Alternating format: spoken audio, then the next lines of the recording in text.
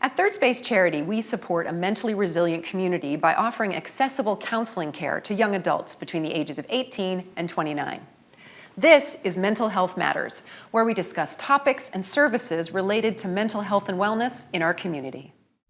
My guest is Melissa Berry Appleton. Hello, thanks for joining us. Thank you for having me. Okay, so you're a Buddhist chaplain. For those who really don't know much about it, is that the same as being like a minister in the Christian faith, or? Yeah, very much the same. It might be a little bit closer to being a pastor. I'm not leading a large community and giving Dharma talks or sermons, but I work a little bit more like a pastor out in the community, out in the world. Okay, so tell me about your journey into Buddhism and chaplaincy. How does one become a Buddhist? Well, I experienced suffering like every other human being early in my life. I was really conflicted and I was in a searching mode. And when I was 12 years old, I took myself to church on Sundays. I went and looked at all kinds of different spiritual traditions. And eventually I ended up in a body-based practice and a yoga practice, which actually, Karen, I didn't like. It was really difficult for me, but eventually I settled into it. And the natural progression from there was for me to move into meditation practice, which just happened to be in the Buddhist tradition. Tell me a bit about the Buddhist tradition. That I don't know much about Buddhism, and for others out there who don't. What's it all about? Well, I think that Buddhists are really interested in understanding the nature of human suffering and how to work with suffering, what the causes of suffering are, how suffering can stop, and what are the specific tools in order to alleviate suffering. Is Buddhism like some other faiths where there are very specific sets of kind of dogma and doctrine and rules and procedures? I mean, my experience of Buddhism is in North America. So it's moved from the Middle East down through India, through China, Japan, and now we're really experiencing a big burgeoning of Buddhism in the West. So it's different in different lineages. What I will say is that meditation is the cornerstone of practice. So like people go to church on Sundays, we come together and we sit in meditation as a practice. What is the benefit of that? Well, we're stopping and we're sitting down and we're giving some space for all the chatter of our mind to just settle a little bit. We're not trying to stop it, but we're watching, we're observing, we're getting interested. And this would be the place where the way that I take up Buddhism is really in a secular way and almost in a Buddhist psychology kind of way. And you might see that a little bit more in the West here as opposed to in other countries, that it's less of a religious practice, more of a spiritual practice, a philosophical practice. With really strong psychology components. Tell me about the kind of mental health benefits of this stopping and sitting still. Yeah. Well, I think it's fascinating that Buddhism is growing at this time. We're living in the age of information technology. We're being inundated with information, with options, and it's a lot. We're living from the neck up, probably more than we have at any other time in human existence. And we're forgetting that we have a body, that we have way more resource and skill than what's happening in our brains. And I don't know about you, but sometimes it's too much. It's just too much. And when my mind is overstimulated and overwrought, my body has a physical response to it. Anxiety is at an all-time high, depression, because of your work. And I think that the meditation practice offers us to work with our bodies in stillness and all the things that arise, that present. And we're not fighting it. We're not running away from it. We're getting curious about it and seeing how it moves and shifts and changes. And we're not trying to figure everything out. I like that because I think it's a natural tendency. It's like, okay, something's wrong. I need to figure it out so that I can fix it. Yeah. And a really great teacher said to me one time, you can't use a mind to fix a mind. So in the sitting practice, we're just noticing what's arising. We get a lot of space. And it's really interesting because the more space we have, the more opportunity for creativity and new information and thoughts and ideas to come about. We've been very fortunate at Third Space Charity to work with you and our interns on compassionate self-care for frontline workers. Tell the viewers what that is and why you do that work with frontline professionals like counselors. Right.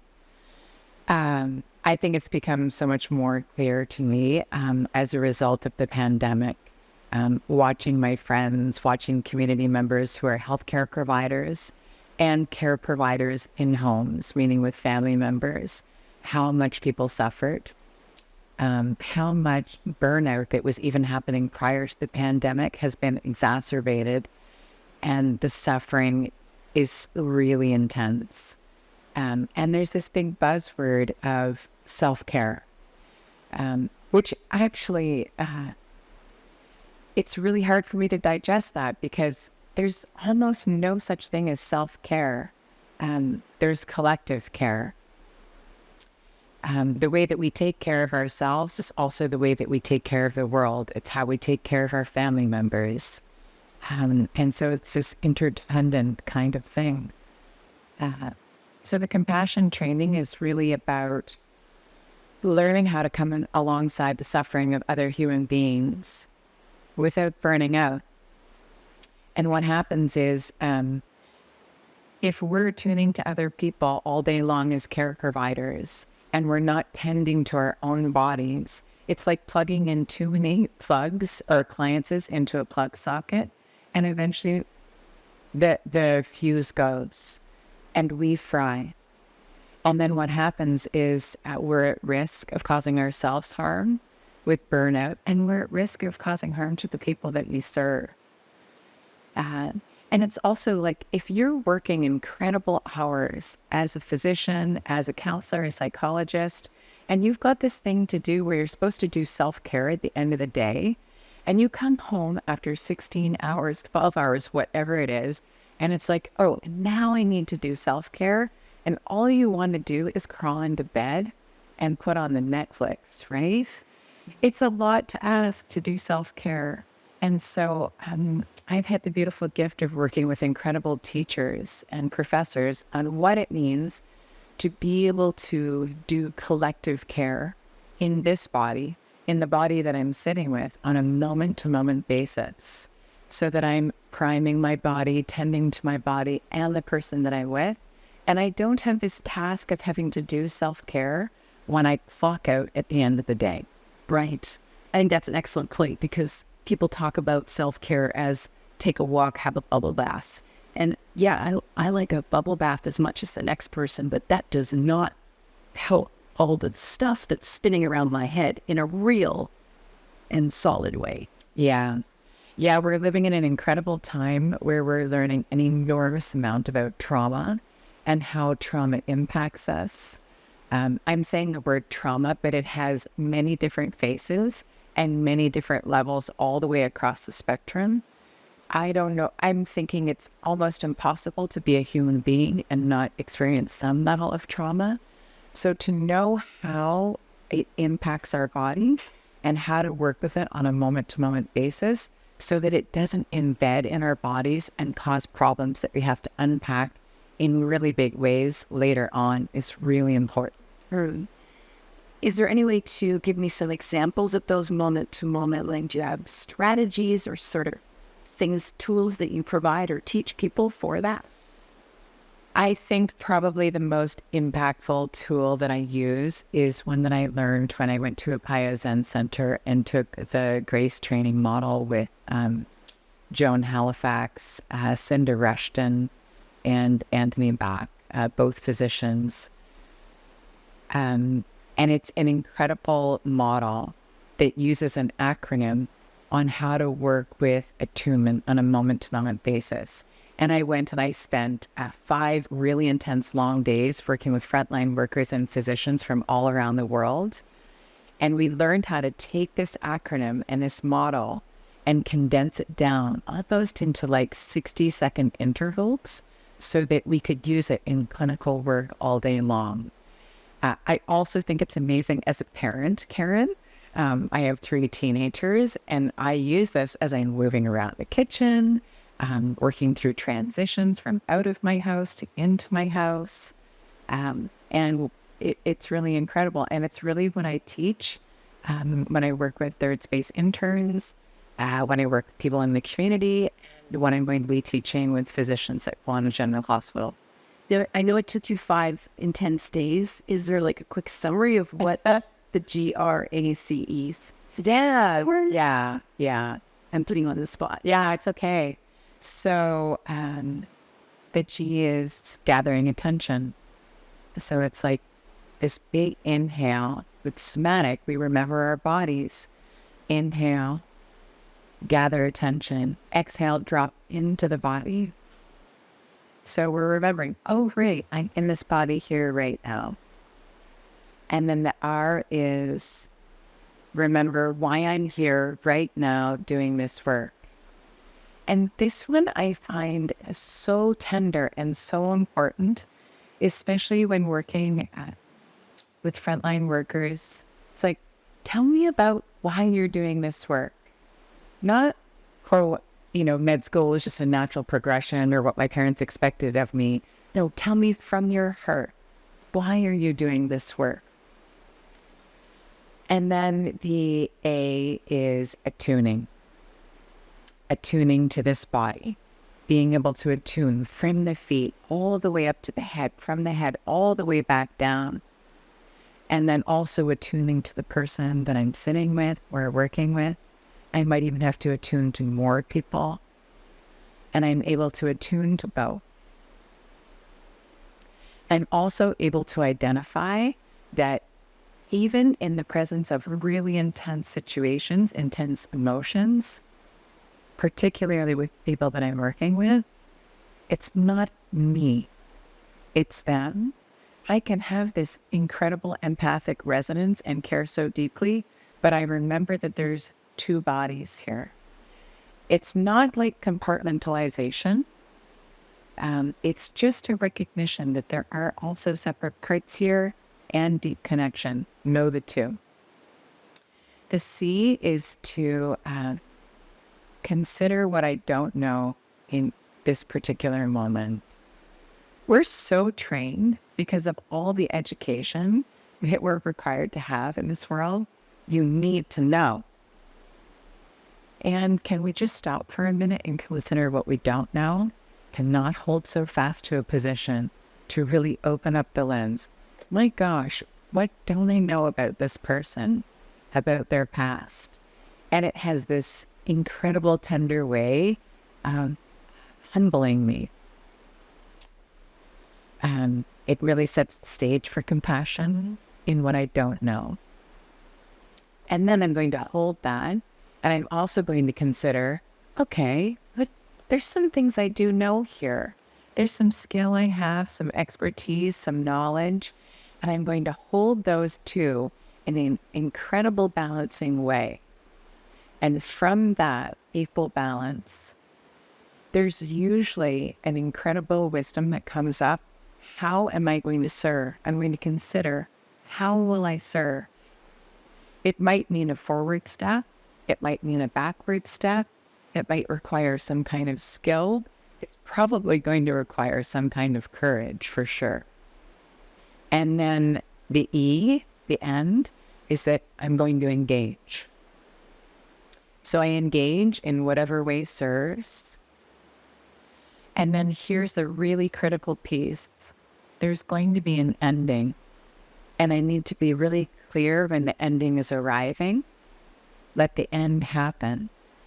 And then me as a clinician, I'm going to have some kind of ritual or practice that I do that signifies the end and kind of closes and encapsulates it and lets it rest a little bit.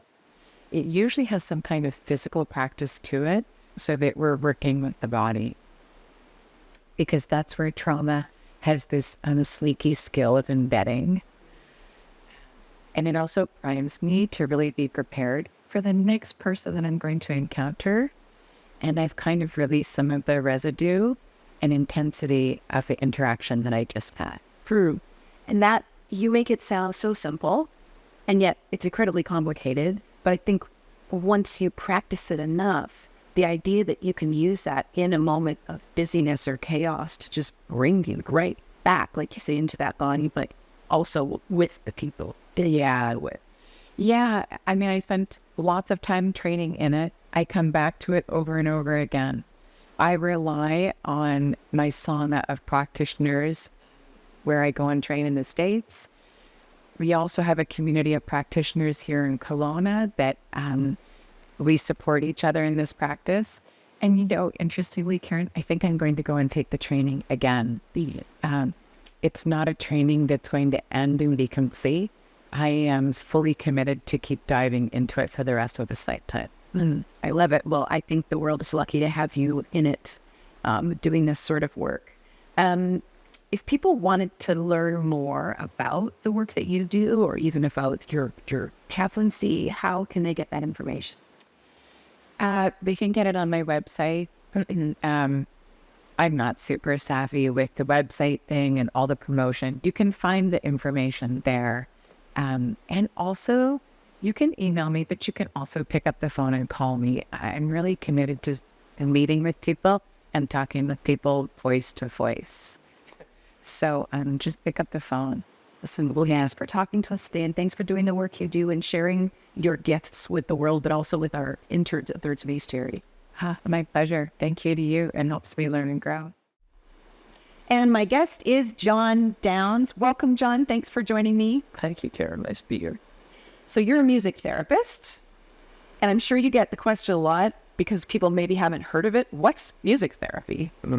Kind of surprises me when people say they haven't heard of music therapy at this point, because actually it's been a profession that people can train for since the interwar years. It started out as a means of rehabilitation for soldiers coming back from World War I. So it's been around for quite some time. In Canada, it's had training programs in place since the 1970s at a university level.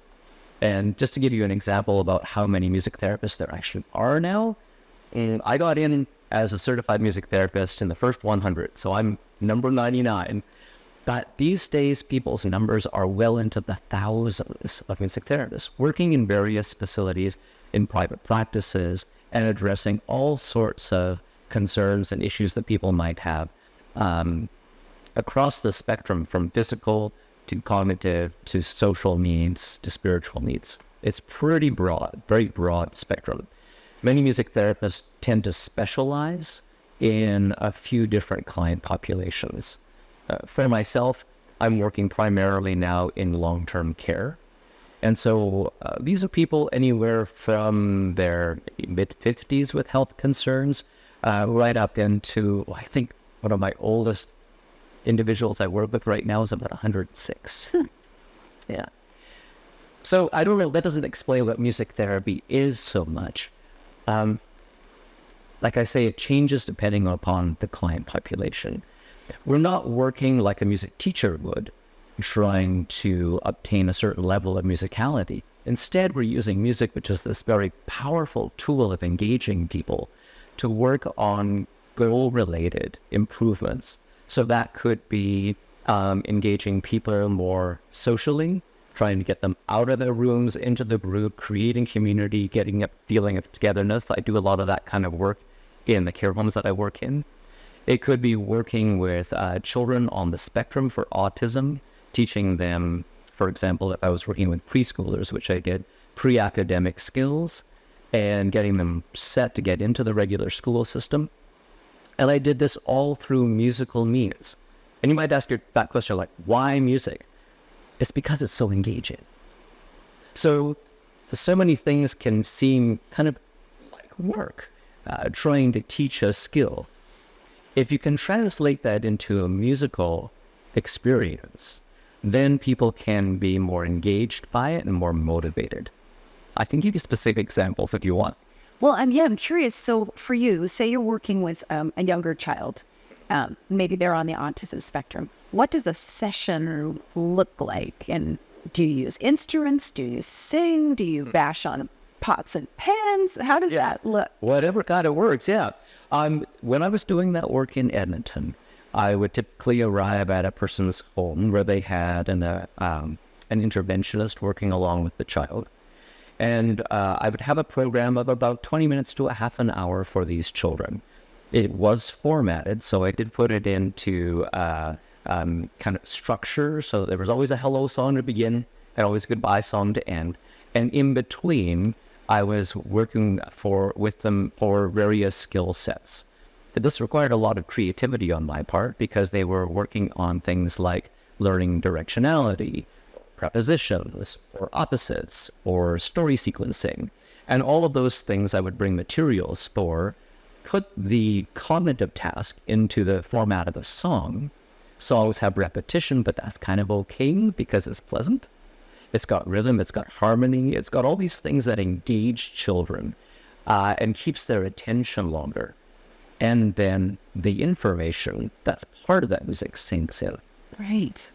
I mean, music is incredibly powerful. We met because we were in a choir together years ago, and certainly personally, just the making of music with my voice is a mental health support for me. So in terms of music therapy, what is the benefit there when you're working with folks on more certain mental health type issues? Well, it's interesting. The effects of music are global in nature when it comes to looking at how it affects the brain. But let's take a look at one example. We know that the amygdala is sort of the on button for the fight, flight, or freeze response, right? When that happens, blood comes out of the neocortex, which is the better part of our thinking and problem-solving strategies. It goes into the midbrain, where the amygdala resides, trying to help us make that decision about what are we going to do to keep ourselves safe? Fight, flight, freeze. Okay? So what we can do in terms of addressing, let's say, anxiety, is people could actually do this music therapy work themselves, construct a playlist for themselves of music that they have a strong relationship to. And in listening to that music, it appeals to the hippocampus, where we store music and memories together. And that leads to a sense of calm. It helps us then access our frontal cortex again. And that is where resides our ability to do emotional self-regulation and all those executive functioning skills that allow us to do things like make good decisions, come up with a variety of different solutions to problems, be back in relationship with people. So those sorts of things it's got a great antidote to anxiety. Love it. How did you get into this? How does one become a music therapist? Have you always been someone who loves music and uses music? Certainly, yeah. I really got into music when I was about 9 years old and started taking piano lessons. And when I was in college studying jazz piano, I came upon this mention of music therapy. It sounded really interesting to me because it was this mix between music and psychology, and those were my two primary interests. So I waited until a program opened up that was out at Wilfrid Laurier University. And our programs that are across Canada now, and there are 5 of them, are degree granting programs. Typically, they start out with very strong music training. So I would say the first 2 years are almost akin to a Bachelor of Music with a balance of psychology courses thrown in and introduction to music therapy. And then the years 3 and 4 are all about the music therapy, the practice, doing practicums, and that sort of thing. What do you love most about being a music therapist? It's the same thing that I love about being a counselor, actually. And that is working with people, seeing the shift happen for them, getting into a brighter place of being, I suppose. What I love specifically about music is that it's so easy to engage people. You find their music, and I think that's quite essential when you're a music therapist. You need to know what their relationship to music is and where they are at kind of emotionally as well, so that we can start there. That sets a really nice relationship between the music therapist and the client. Sometimes I'm working one-on-one with people, other times I'm working with groups, which is slightly different. That's more program-based. But yeah, I just love to see how music draws people together, it engages them, it touches those tender places, it helps people express their vulnerability, it helps them gain a sense of resolution to some of the things that they are going through. And I've been my own music therapist at times, because I like to do songwriting.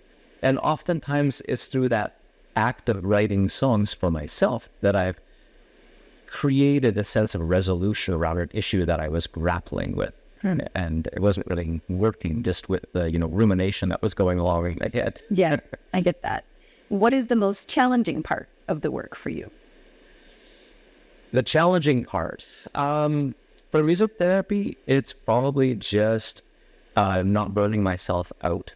And not so much mentally, but physiologically, because I am the instrument of the music therapy. I recognize that it's easy to aggravate my vocal cords by overuse, because I do a lot of singing.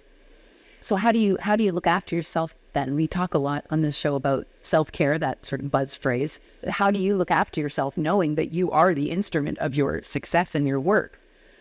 Good sleep, good nutrition, exercise, hydration, rest. Yeah, those are probably the big 5. That must be hard to do sometimes because you love to sing and make music. Oh, yes, I know. I was at a party last week where I had taken my guitar, and there were a couple of other guitars, and so we were all singing outside, where you tend to sing louder. And then at one point, I had to stop. I said, I have to sing for 5 hours tomorrow, so I got to stop. I can't sing. That's true. When other people say, oh, I have to work tomorrow, so I should get to bed early. For you, there's more involved. No, even if you go to a party and you're talking to people a lot, you're affecting that instrument. Oh, yeah, absolutely. That's so interesting. What is one thing that you think that people in general should know about seeking any kind of therapy, whether it's mental health counseling or music therapy? I think the chief thing is to recognize that you need to be working with somebody who is educated in the field and has got the stamp of approval and of their guiding organizations. For example, for music therapy, we have provincial organizations. Ours is the Music Therapy Association of British Columbia. And then there's the Canadian Association of Music Therapists. That is our national umbrella. And also for counselors, the British Columbia Association of Clinical Counselors. So I'm a member of all 3 of those organizations. It's like getting the stamp of approval. Well, I'm glad you got that stamp, and thank you for sharing your musical and psychological gifts with our community and with our show today. Yeah, my pleasure, Karen. Thank you for having me. And that is Mental Health Matters.